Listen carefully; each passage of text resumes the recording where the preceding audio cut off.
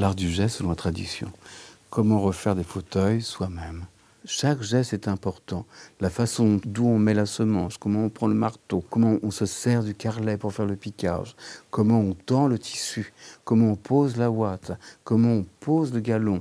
Ça, ce sont des gestes précis. Les techniques qui sont dans cet ouvrage sont liées à tout ce que j'ai appris à l'école Boulle, tout ce qui m'a été enseigné depuis cette école, pour montrer les techniques de base. J'ai choisi la chaise Louis XVI, c'est-à-dire depuis le sanglage jusqu'au galon, si on a choisi le galon en tant que finition. Donc toutes les étapes, l'une après l'autre, que j'ai voulu transmettre par écrit et un grand soutien photographique. C'était un grand travail de patience de 3 ans.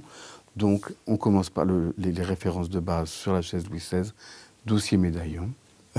Et puis après, le gros fauteuil Régence qui réunit beaucoup de techniques.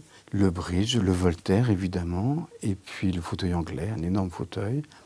Une idée du crapaud, qui rejoint aussi celle un petit peu du fauteuil anglais. Il faut commencer par un petit fauteuil.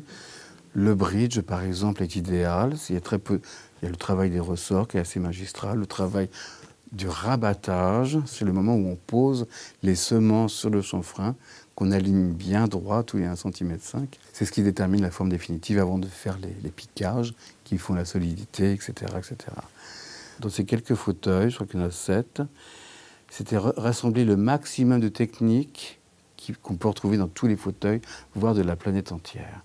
Savoir adapter telle technique à tel fauteuil, selon la structure du bois. Ce cher bois, donc, qui a été fait par l'ébéniste, devant lequel on est vraiment tributaire.